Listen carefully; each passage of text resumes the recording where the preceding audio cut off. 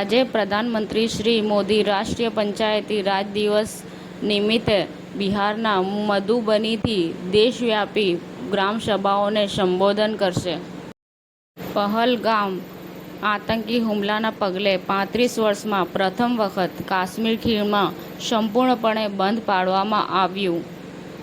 Collector Shri Digvijaysinh D જાડેજાની જમીનનું record સાથે ચેડા કરનાર વિરુદ્ધ કડક કાર્યવાહી કરવામાં આવી. ગુજરાતના વડોદરામાં આવેલા ગુજરાત રિફાઇનરી દ્વારા એક પત્રકાર પરિષદનું આયોજન કરવામાં આવ્યું, જેમાં ઇન્ડિયન ઓઇલ દ્વારા રિફાઇનરી, પેટ્રોકેમિકલ અને લ્યુબ ઇન્ટિગ્રેશન પ્રોજેક્ટ દ્વારા મુખ્ય પેટકેમ હબ બનાવવા માટે સજ્જ.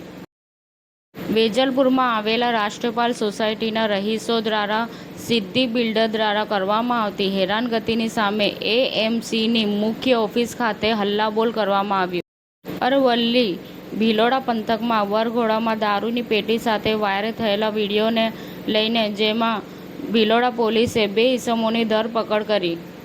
હિંમતનગર ખાતે આંતરરાષ્ટ્રીય યોગ દિવસની ઉજવણી કરવામાં આવી.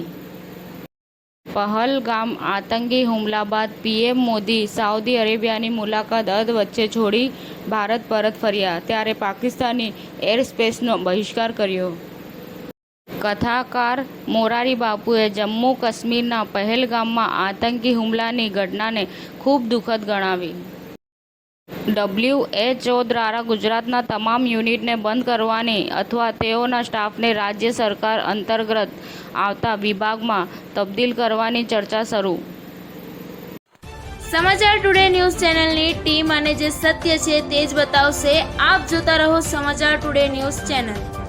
ગુજરાતની ધરતીનું ગુજરાતીઓ માટે જ, એટલે કે સમાચાર ટુડે ન્યૂઝ. અમારી સમાચાર ટુડે ન્યૂઝ ચેનલને લાઈક કરો, શેર કરો અને સબસ્ક્રાઇબ કરો અને જોડાયા રહો સમાચાર ટુડે ન્યૂઝ ચેનલ સાથે.